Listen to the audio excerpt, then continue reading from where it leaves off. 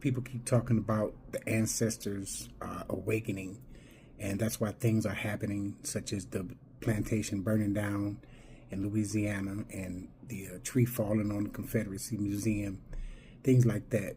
I wouldn't be too quick to call that out, because things have a way of, turning.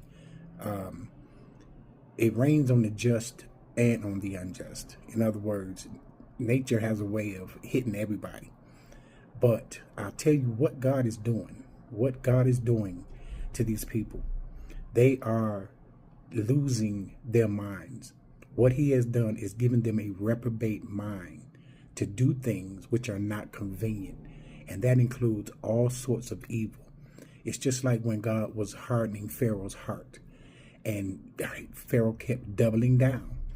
He kept telling them, Moses kept saying, let the people go. But he kept doubling down. So God, he would harden his heart and continue with plagues and famines on Egypt until he completely broke Pharaoh, broke him down to Pharaoh, to the point Pharaoh had to admit, yeah, you guys have God.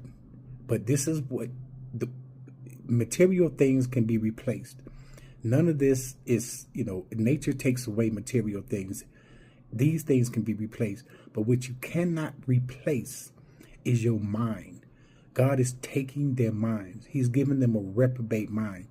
A lot of people take for granted their ability to think and function normally, and to organize their thoughts and to plan their days. They take for granted your mental facilities. What he's done, he's given them reprobate minds. In other words, let me give you a perfect example is with the tariffs.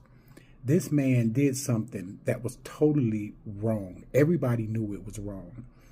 And the consequences are showing. And he had to buckle. He broke down. This is the entire mindset. This is the entire playbook of how God is dealing with these people. They do something horrifically wrong. All the consequences show up and they double down. They don't care about the consequences. This is not a functioning mind. Okay, everything they do is wrong. The genocide of the Native Americans, the theft of their land, it was wrong. The human bondage of the Africans is wrong. Everything they do, the wars, everything they do is wrong. But what they do is they double down, and things just get worse. That's why this country is in the state it's in now, because they can't think logically. They're not functioning